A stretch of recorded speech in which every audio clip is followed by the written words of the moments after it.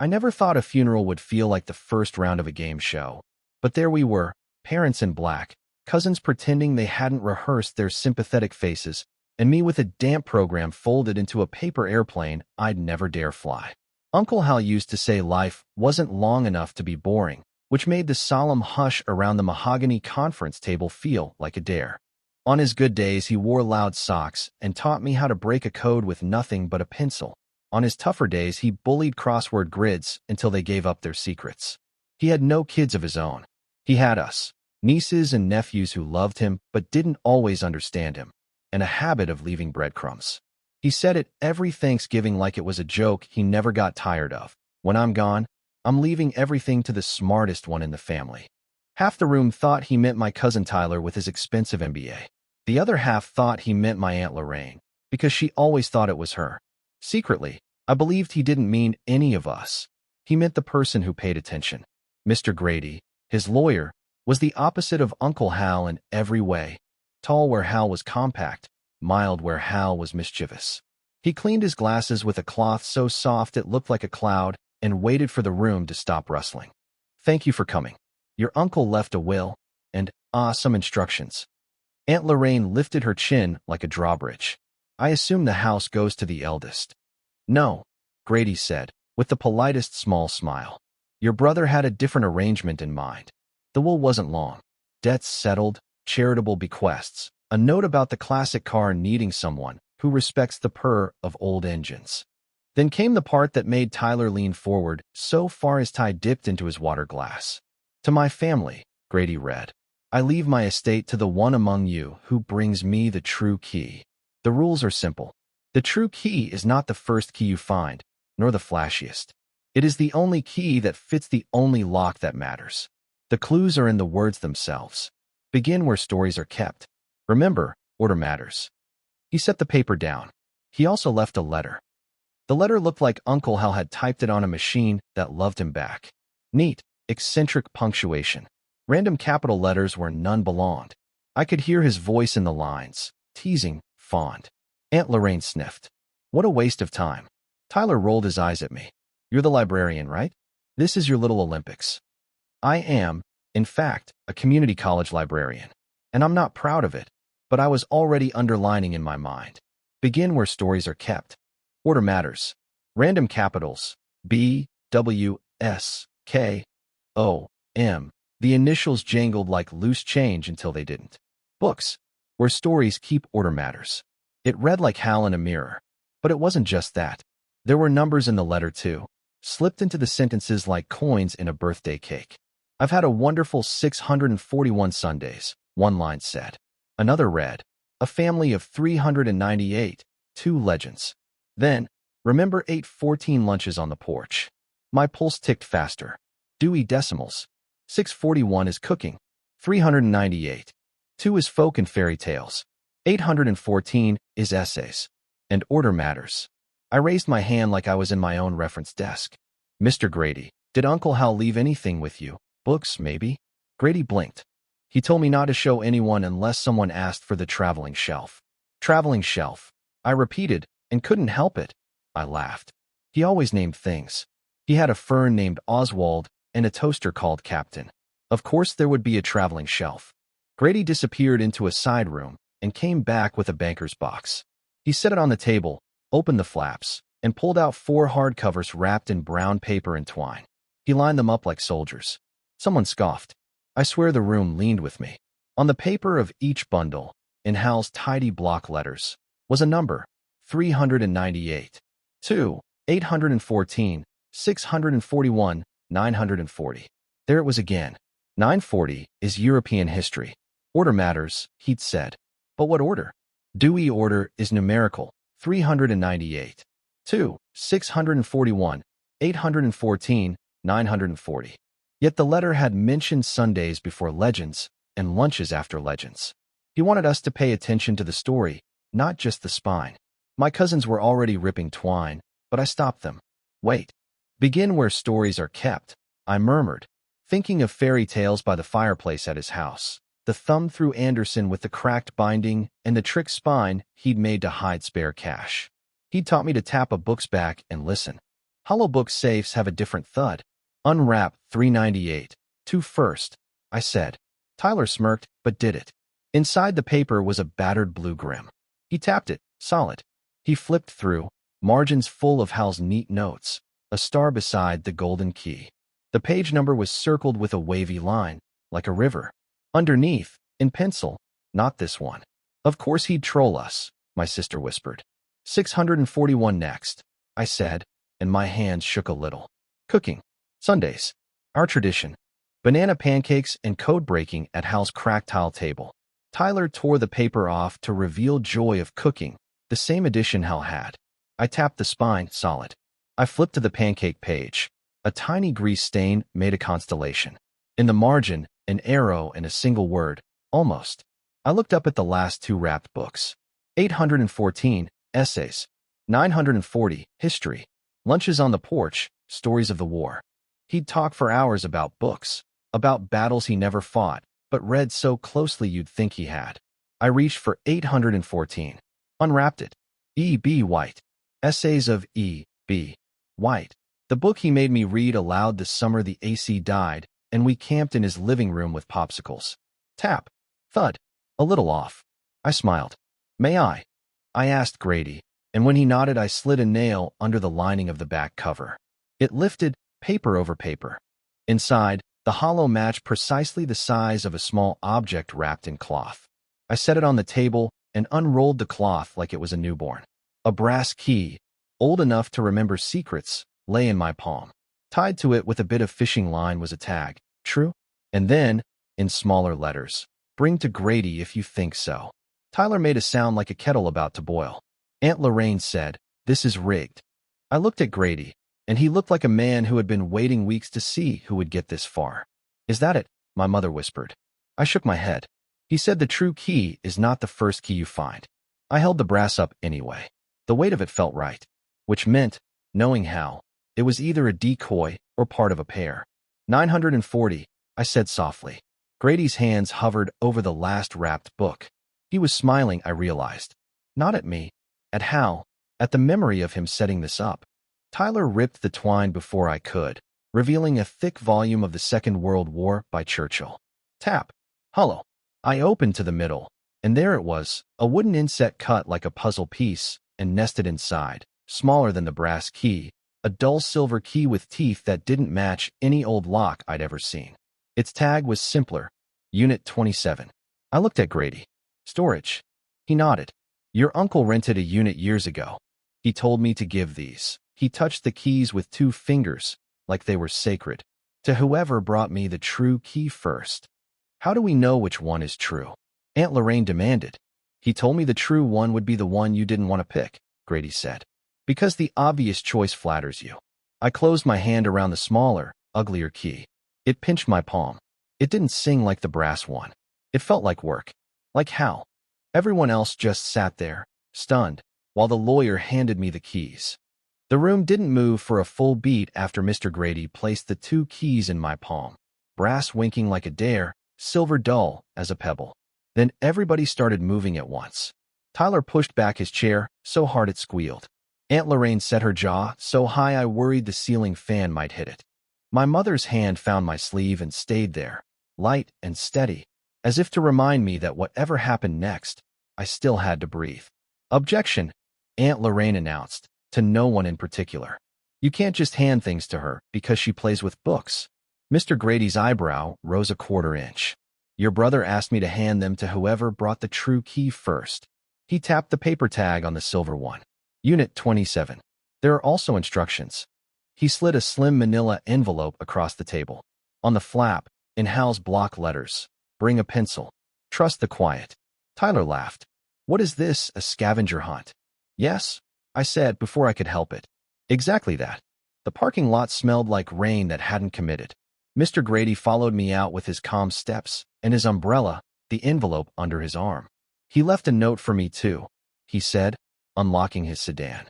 I'm to observe, but not interfere, and to be available for logistics. He so enjoyed that word. He made grocery lists like they were treasure maps, I said, and he smiled the soft kind of smile people save for ghosts they liked. The storage facility was one of those beige places that try to look friendly with a mural of a smiling padlock. As we pulled up, Tyler and Aunt Lorraine arrived in a convoy. Lorraine in her big SUV, Tyler in his immaculate hybrid. My sister texted me from our mother's car. "I'm not getting out. This looks like a reality show. Be careful." Inside, the manager scanned Mr. Grady's letter, glanced at me, and slid a clipboard across the counter. "He prepaid," she said. "He also left a note. If you're here first, you're already late. Bring a friend. Curiosity gets lonely." "You got your friend?" She looked at Mr. Grady. He lifted his umbrella as if it were a +1. The hallway was a river of corrugated metal and humming fluorescent light. Unit 27 waited halfway down, its door the same tired beige as the rest. The lock was an old cylinder, the kind that complains when you don't oil it. The silver key fit with the stubbornness of a puzzle piece, trying to remember where it belongs. I turned. The tumblers did that tiny sigh keys do when they meet their purpose. The latch popped. "Stand back," Aunt Lorraine said, even though she was the one leaning forward. I rolled the door up. If you've ever opened a door and found an entire person's mind arranged inside, you know the feeling, shy awe. The unit wasn't crammed. It was curated. A card catalog with 3 short drawers sat under a reading lamp. A low table held his favorite typewriter, the maroon Remington that still smelled like machine oil and old ribbon. A battered globe turned slowly on a little battery-powered base, the continents wearing the rub marks of Hal's fingers. Against the back wall, a bookcase, 5 shelves, each label taped crookedly. Legends, lunches, Sundays, essays, Europe. Order matters, he'd said. But the labels were wrong on purpose. 398, 2 legends, 641 Sundays, 814 essays, 940 Europe. He'd scrambled the shelf tags like eggs. On top of the card catalog, a white index card faced us like a friendly doorman. "Begin where stories are kept. If you're stuck, ask the quiet." Tyler breezed past me to the bookcase and yanked at a copy of Grimm like he expected a secret passage to swing open. Nothing. Lorraine wrapped the typewriter's keys with one lacquered nail. "Does this do something?" It did. When she hit the S, a little slip of paper popped up from under the carriage, slick as a magician's trick. I grabbed it before it could flutter to the floor. On it, in Hal's pencil, "Not that kind of key, dear sister." I couldn't help it. I laughed. That earned me a look. The drawers in the card catalog were labeled, in his hand, 398. 2, 641, 814. I slid out 641, because Sundays came first in the letter. Inside were recipe cards, each with a title and a due date stamped like a library book. Banana pancakes, due Sunday. Blueberry scones, due Sunday. At the back, one card with only 3 words, "Bring a pencil." The lower right corner was shaded with tiny neat lines, hatching like a woodcut. I turned it in the light. The shading became letters, LISTEN. "Listen to what?" Tyler said, loud enough to make the fluorescent hum wobble. "Trust the quiet," I murmured, and brought the pencil Mr. Grady had handed me, Uncle Hal's own, yellow with bite marks, to the card. I shaded the opposite corner. More letters slid out of the paper like a photograph in a developing tray. FORTHUMBS. "Thumbs?" my mother echoed from the doorway. "Like in book safes," I said. "You push here with your thumbs." I pressed my thumbs against the front edge of the card catalog. It gave, almost imperceptibly, like a secret drawer that's tired of being secret. The whole faceplate clicked and swung down on tiny hidden hinges. Behind it, a shallow compartment. Inside, a cassette tape, the kind we used to keep in glove compartments, labeled in blue pen, Sundays/stories/lunches. And a note: if you're not listening, you're reading. If you're reading, you're guessing. Do both. "Does anybody even own a cassette player?" Tyler scoffed. I did. In my tote, because I ran an oral histories club and never threw anything away. I set the little recorder on the table, dropped the tape in, and pressed play. The machine whirred, coughed once. Then Hal's voice filled the unit, so gently it felt like he'd walked in and sat down. "Hello, kiddo," he said. "And hello to whoever is scowling. You know who you are." Lorraine straightened. "If you're here, you've already solved something. Good. Keep going. The only lock that matters is the one that changes when you use it." Tyler mouthed, "What?" "A mouth," my sister whispered from the doorway. A combination lock is numbers. A mouth is words. A lock that changes when you use it is language. Order matters, Hal's voice went on. Sundays, legends, lunches. Shelve your heart like a librarian. By use. There was a soft clack, the sound of him tapping the typewriter keys. The true key will not flatter you. You will not want it. That's how you know. I paused the tape and turned to the mislabeled shelves. He wanted us to put them in story order. I moved the paper labels with their crooked tape. Legends over 398. 2. Sundays over 641. Essays over 814. Europe over 940. It looked right. It also looked exactly like he was baiting us to feel good about ourselves. Check the pockets, I said. He always left something in the obvious thing to punish you for stopping there. In the grim, a library checkout card with due dates that spelled, if you read the stamped months in order, lift mat. There was no mat, but there was a woven runner under the bookcase to keep the feet from scratching the concrete. I lifted the edge. A tiny brass hex key, Allen wrench size, taped neatly to the underside. Lorraine's disappointment was nearly loud enough to register as sound. That's it. That can't be it. It wasn't. The hex key fit a socket on the side of the typewriter I'd never noticed. When I turned it, the whole ribbon housing lifted like a lid. Inside, wrapped in a strip of old map, France, of course, was another key. Not metal. A little plastic square, the kind you use on a modern safe. On it, in Hal's penciled hand, Ask Europe. I pulled Churchill's volume, the one from the office. It had been hollowed, but not for keys this time. A black binder lay in its nest, labeled with a single word in silver pen, inventory. I opened to the first page, and my breath did something strange. It wasn't a list of things. It was a list of stories. Titles, dates, first lines, like a personal table of contents to Hal's life. Next to each title, a number. Next to Listening for the Purr, the number 27. Next to Banana Pancakes, 641. Next to The Day We Became Brave, a number I didn't recognize at first, 312. Bank box, Mr. Grady said quietly. That's how he labeled his boxes. He mentioned 312 once. Hawthorne Savings. Lorraine threw up her hands. So we drove all the way here for a tape and a number? I didn't answer. I turned the plastic key over in my hand. The back was a peel and stick, never peeled. I looked at the safe I had somehow missed because it was painted exactly the color of the wall. A tiny pinhole glowed green. The plastic key wasn't for a bank, it was for this. Everyone stepped back, I said, because my hands had started to shake in a way that meant I was right. I pressed the key into the panel. It clicked in with a patient little acceptance. The keypad lit. For digits. My uncle's laugh, recorded on the tape, spilled into the moment like a cue. Order matters, he had said. Sundays, legends, lunches. 641-3982-814. Too many digits. But bank box, 312. The only lock that matters is the one that changes when you use it. Not numbers, then. Words. I hit play again. On the tape, he cleared his throat. If you're stuck, ask the quiet, he said. The tape word. Silence.